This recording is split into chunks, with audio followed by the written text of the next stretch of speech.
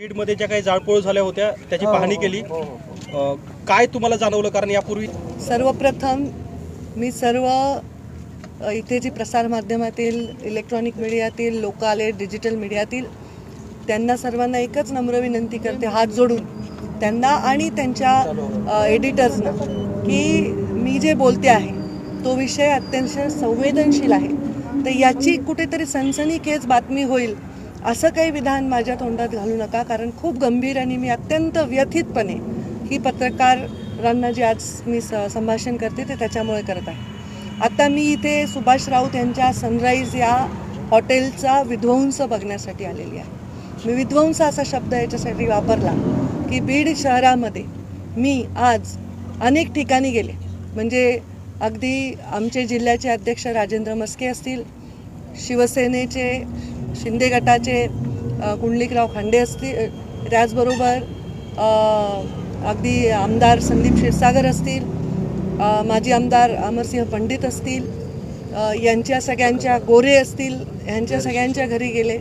आणि काही एखादं नाव राहून जाईल. आणि धैर्यशील सोळंके, त्यांचंही प्रचंड नुकसान झालं. मी प्रकाशदादांचं जे माजलगावचं घर आहे त्यांचंच घर आहे, पण त्यांच्याही घरी गेले आणि मी सर्वांना भेट दिली आणि त्यांचा जो परिस्थिती मी पाहिली ते बघून मला अत्यंत दुःख झालं. मी या सगळ्या घटनांबद्दल तीव्र नापसंती व्यक्त करते. कारण ह्या घटना मी व्हिडिओवर पाहिल्या तेव्हाही मला एवढंच गांभीर्य त्याचं वाटलं, पण त्यावेळची परिस्थिती अशी नव्हती की आपण काहीतरी बोलावं आणि अजून एखादा उद्रेक होईल ह्याची काळजी नेत्यांनी घेतली पाहिजे. म्हणून शांततेने तोपर्यंत आम्ही थांबलो. आणि यामध्ये मला थोडंसं विस्तृत बोलायचं आहे, कारण मी बघते 2009पासून हे सगळं 2009 ते 14मध्ये एवढ्या काही घटना घडलेल्या नाही. 14 नंतर आंदोलनं मी पाहिली, आरक्षणाची सगळ्यांची पाहिली, धनगर आरक्षणाची पाहिली, आदिवासींची पाहिली, मराठा आरक्षणाचे मूकमोर्चे पाहिले. एवढंच नाही तर त्यावेळी मराठा समाजाचा ठिय्या आंदोलन महिनाभर परळी वैजनाथ येथे होतं. म्हणजे मुंबई ही आर्थिक राजधानी इथे नाही, नागपूर ही सुद्धा जिथे अधिवेशन भरतं तिथे देखील नाही, कुठेही आपल्या झालं नाही. पण ह्या परळीमध्ये महिनाभर झालं. पण कुठेही असा वाईट प्रकार घडल्याचं कधी आठवत नाही. एक आंदोलन माझ्या शिवशक्ती परिक्रमेच्या आजूबाजूला गाजत होतं, ते म्हणजे आंतरवेलीमधील जरांगेंचं उपोषण. या उपोषणामध्ये एक लाठीचार्ज झाला, जो लाठीचार्ज निंदनीय होता आणि त्याची चौकशी झाली पाहिजे अशी मागणी मी केली. की मराठा समाजाला आरक्षण मिळावं याच्यासाठी एक व्यक्ती उपोषण करत असेल, आमरण उपोषण, त्यांना पूर्ण राज्यातून सपोर्ट मिळत असेल, अशा ठिकाणी सुरक्षा व्यवस्थेचा प्रश्न निर्माण झाला. त्याच्यावरही मी निंदा केली. परिक्रमेनंतर अनेक गोष्टी मी जवळून पाहिल्या, त्या सगळ्यांवर मी भाष्य करणार नाही. पण त्या लाठीचार्जानंतर वेळ दिला जातो सरकारला, तो वेळ सरकारला दिलेला त्या पुरेसा नसल्यामुळे त्याच्यामध्ये सरकार हवा तसा निर्णय घेऊ शकत नाही, आणखी वेळ मागतं. त्यावेळी उपोषण सोडण्याच्या दिवशी ह्या अशा प्रकारच्या घटना घडतात. ह्या घटना अप्रिय आहेत. मराठा समाजाच्या आरक्षणाला आमचा पाठिंबाच आहे, ते त्यांना मिळालंच पाहिजे. पण जे जन्मानीच मागास आहेत, इतर मागासवर्गीय आहेत, ज्यांची जीवनातली लढाई ही शून्यापासून सुरू होते, त्यांच्या आरक्षणाला धक्का न लावता ते मिळालं पाहिजे, याच्यावरही सर्व नेत्यांची स्पष्ट भूमिका आहे. आत्तापर्यंतच्या महत्त्वाच्या मराठा समाजातील नेत्यांनी पण तशीच भूमिका घेतलेली आहे. आणि त्यामुळे आरक्षण असं दिलं पाहिजे जे टिकेल. मग ते 16% दिलं पण टिकलं नाही, मग ते किती टक्के दिल्याने टिकतं, 7% दिल्याने टिकतं, 8% दिल्याने टिकतं, याच्यावर विचार केला गेला पाहिजे असता. ओबीसीचं सुद्धा राजकीय आरक्षण संपुष्टात आलं. ओबीसी समाजाने रस्त्यावरून त्याच्याबद्दल निदर्शनं केली. पण अशा प्रकारचा अपप्रकार आत्तापर्यंत महाराष्ट्राच्या इतिहासामध्ये कोणीही पाहिला नाही. मराठा समाजातील सर्व समंजस आणि संयमी लोकांना सुद्धा मला नाही वाटत की या गोष्टीच्या बद्दल कुठेही म्हणजे अप्रियता अशी वाटलेली आहे. आपल्या छत्रपती शिवरायांच्या महाराष्ट्रामध्ये जेव्हा युद्धावर छत्रपती जायचे तेव्हा सैन्याला इन्स्ट्रक्शन असायचे, सूचना असायच्या की उभ्या पिकातून घोडे नेऊ नका. काय दोष होता यार सुभाष राऊतचा? ना राजकारणात आहे, ना कुठली निवडणूक लढली, ना काही. त्यांचं करोडो रुपयाचं नुकसान झालं. काय दोष होता त्या आमदाराच्या घरच्या लोकांचा, त्यांच्या लेकरा बाळांचा, की आज त्यांचा जीव धोक्यात झाला? काय दोष होता या जिल्हाध्यक्षांचा, ते आपल्या आपल्या पक्षाचं काम करत होते. इथे कुणीही काही वाईट भाष्य केलेलं नव्हतं, पण जे घडले ते अत्यंत अप्रिय आहे. आणि या आंदोलनाकडे इतर सर्व समाजांनी बघण्याचा दृष्टिकोन बदलायच्या पद्धतीने हे झालेलं आहे. आणि कुठेतरी एक खूप सुप्त असा एक ज्वालामुखी इतर समाजाच्या मनामध्ये तयार होत आहे. याच्याबद्दल मला सध्या चिंता वाटते. कारण मी म्हटलं होतं पहिल्याच दिवशी की ओबीसी आणि मराठा समाजामध्ये भांडणं लावण्याचा कोणी प्रयत्न करत असेल तर ते आम्ही होऊ देणार नाही. ह्याच्यामध्ये कुठेतरी एक सुप्त लाट अशी निर्माण करायचा प्रयत्न होत असेल तर ते आम्ही होऊ देणार नाही. पण या घटनेनंतर मात्र अत्यंत मोठा असंतोष सर्वांमध्ये, म्हणजे काही गावांमध्ये तर असं झालं की छोटी छोटी 2-3 घरं आहेत इतर समाजाची, तिथे काही लोकांनी येऊन त्यांना बाहेर काढून त्यांचे घरं जाळले, धक्काबुक्की केली, मारामारी केली.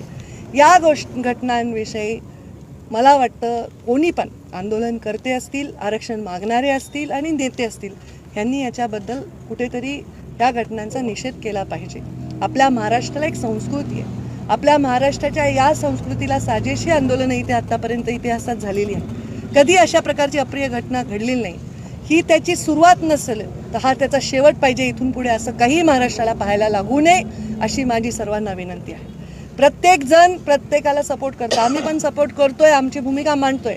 पण तुमच्यापेक्षा थोडी वेगळी भूमिका जर कोणाची असेल तर त्याला दहशत वाटावी, त्याला आंदोलन म्हणत नाही. आंदोलनाचं आतंकात रूपांतर झालं नाही पाहिजे. नाही तर रस्त्यावर जर सगळेच यायला लागले तर फार अवघड परिस्थिती निर्माण होईल.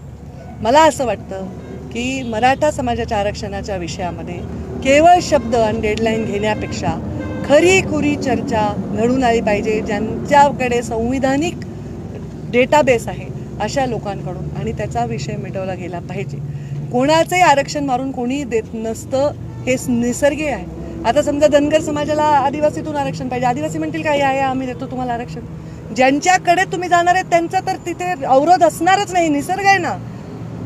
हेच जर उलटं असतं तर काय झालं असतं, असंच झालं असतं ना. त्यामुळे संविधानामध्ये बसेल तसं आरक्षण त्यांना जर दिलं तर ते टिकेल आणि या समाजामधलं शांततासुद्धा टिकेल, या समाजामधलं सौहार्दसुद्धा टिकेल असं मला वाटतं. मला आज कौतुक वाटतं बीड जिल्ह्याच्या सामान्य जनतेचं. आणि जेव्हा यांच्या घरावर अटॅक झालेत तेव्हा अगदी त्या आजूबाजूला असणाऱ्या वस्त्यातले सगळ्या जाती धर्माचे दलित मुस्लिम बांधवांनी मदत करून त्यांना बाहेर काढले. हे चित्र आहे आपल्या महाराष्ट्राचं खरं. असं चित्र परत कधी दिसू नये अशी माझी विनंती आहे. कोणत्याही वर्गाला इतकं अस्वस्थ करू नये की त्याचा परिणाम पुढे आपल्याला बघायलाही मिळणार, म्हणजे अनुभवायला मिळेल असा जो कधी विचारातही केला नाही असा परिणाम होऊ नये अशी सगळ्यांनी शाश्वती घ्यायची गरज आहे. मी या घटनांचा तीव्र निषेध करते. कोणत्याही जातीवर अटॅक हो, कोणत्याही धर्मावर अटॅक हो, मी माझ्या जिल्ह्याचे पालकमंत्री म्हणून काम केलं आहे. मंत्री जरी हटलं तरी मी आज पालक आहे. आज पक्ष कोणताही असो, विचार कोणताही असो, जात कोणती असो, मी सर्वांना भेट दिलेली आहे आणि सर्वांच्याबद्दल सहानुभूती व्यक्त केलेली आहे. आरक्षणाची लढाई याच्यामध्ये धाक निर्माण करू शकतो आपण, पण भीती निर्माण होता कामा नये. तरुणाईला अशा गोष्टींकडे वळवण्याने भविष्य आरक्षण मिळालं तरी सुरक्षित राहणार नाही. तरुणाईला अशा ठिकाणी वळवणे ही जबाबदारी आहे. जर कोणी नेतृत्व त्या तरुणाईचं स्वीकारलं असेल, कोणी 1 दिवसात नेता होत असेल, कोणी 1 महिन्यात होत असेल, कोणी 1 तपात होत असेल, त्या सर्वांची जबाबदारी की आपल्या तरुणाईला अशा हिंस्र गोष्टीपासून दूर ठेवलं पाहिजे. त्यामुळे अशा गोष्टी परत रिपीट होता कामा नये. उलट असं झालं तर नेत्यांनी म्हणलं पाहिजे की याच्याबद्दल आम्हाला वाईट वाटतंय, आम्ही संवेदना व्यक्त करतोय, आम्हाला ह्याच्याबद्दल माझ्याकडून असं झालं असतं किंवा माझ्या बाबतीत माझ्या आंदोलनाच्या माध्यमातून आलं असतं तर मी इव्हन त्याच्याबद्दल क्षमा व्यक्त केली असते. अशा गोष्टी नेताच थांबवू शकतात. सगळ्या आंदोलनातल्या नेत्यांना माझी विनंती आहे की तुम्ही असं आव्हान करा की जो असा करेल तो शिवरायांच्या महाराष्ट्रातला खरा सच्चा नागरिक नाही. तो मराठा आरक्षणाला बदनाम करू पाहतो असं जर आव्हान केलं तर असं परत होणार नाही याचा मला विश्वास आहे. असं आव्हान आपण सर्वांनी करावं. मीडियानी सुद्धा आत्ता इकडचा बूम घेऊन लगेच तिकडे घेऊन असं म्हणल्या पंकजाताई, असं करून समाजात तेढ निर्माण करणारे प्रश्न 5 मिनिटाची सनसनीखेच देऊ शकतात, पण 5 पिढ्यांचं नुकसान ह्याच्यामुळे होतं. कृपा करून सगळ्यांनी जबाबदारीने या गोष्टीचं भान ठेवा. आणि या गोष्टीबद्दल फार भयानक घटना झाल्यात. म्हणजे मी वर्णन ऐकलं, तोंडाला मास्क आहे, समोर बॅग लावली आहे, मागे बॅग लावली आहे, पेट्रोलच्या बाटल्या आहेत, ते काय पेट्रोलचे बॉम्ब आहेत, म्हणजे अश्रू दूर कसा हाताळायचा ही लोक जी इथे आक्रमण करत होती आमच्या राऊतच्या आणि आमच्या सगळ्या कुंडलिकराव राजेंद्र मस्के सगळ्यांच्या घरावर, हे लोक वरून उड्या मारले. ह्यांना काही झालं तर 5 मिनिटात ॲम्ब्युलन्स पोचत होती, पण इकडे फायर ब्रिगेडची गाडी पोचत नव्हती. हे टोटली मला वाटतं इथे इंटेलिजन्सला पण एवढा प्लॅन, जर ही घटना घडली असेल आणि त्यांच्याकडे ह्या सगळी आयुधं असतील, त्यांनी ठरवून हे केलं असेल, त्याच्यामध्ये इंटेलिजन्सचं सुद्धा मला वाटतं कुठेतरी फेल्युअर झाले असं म्हणायला हरकत नाही. तर ह्याची स्पेशल इन्व्हेस्टिगेशन टीमकडनं ह्याची तपासणी झाली पाहिजे, दोन्ही गोष्टींची. त्या जालन्यातल्या लाठीचार्जाची सुद्धा तपासणी झाली पाहिजे आणि इथली तपासणी झाली पाहिजे. त्यामुळे कुठलाही मोर्चा, कुठलंही आंदोलन आज मला बोलवतं तर मला वाटतं याचा सूत्रधार कोण, ह्याचा सूत्रधार कोणी नसला पाहिजे. ध्येय पाहिजे सामान्य माणसाला न्याय द्यायचं, त्या लढ्याला न्याय द्यायचं. त्यामुळं अशा कोणत्याही सूत्रधारांच्या मोर्चात पंकजा मुंडे दिसली नाही तर वाईट वाटून घेऊ नका. मी त्याच बाजूनी, ज्या बाजूनी नेहमी होते आणि सदैव राहीन. आणि जर अशा काही परत घटना झाल्या तर आम्ही पण आमरण उपोषण करायला मागे पुढे बघणार नाही. तेव्हा महाराष्ट्राचं चित्र हे सर्व समाज बघेल अशी मला पूर्ण खात्री आहे. कारण आमच्या मनामध्ये पाप नाही आहे, आमच्या मनामध्ये स्वार्थ नाही. जो वंचित आहे, जो पीडित आहे, त्याच्या बाजूनीच आमचं नेहमी शक्ती आणि मत राहील. या संस्कारात आम्ही वाढलेलो आहोत. त्यामुळे कृपया महाराष्ट्राला अशी परत वेळ येऊ नये. कारण डेडलाईन परत तुमची संपणार आहे, तेव्हा ती डेडलाईन महाराष्ट्राच्या सामान्य जनतेसाठी नसावी. शाळेत जाणाऱ्या मुलामुलींसाठी, सामान्य नोकरी करणाऱ्या, आपल्या हातावर पोट असणाऱ्या लोकांसाठी नसावी, अशी माझी आपल्या सर्वांना विनंती आहे. असं आव्हान सर्व नेत्यांनी आपापल्या समाजाला करावं. मी सुद्धा मला मानणाऱ्या सर्व समाजाला हेच आव्हान करते की शांतताप्रिय मार्गाने आणि संविधानिक मार्गाने आणि माणुसकीच्या मार्गाने आपण सर्वांनी काम करावं. धन्यवाद. प्रशासनासोबत तुमचं काही बोलणं झालंय का?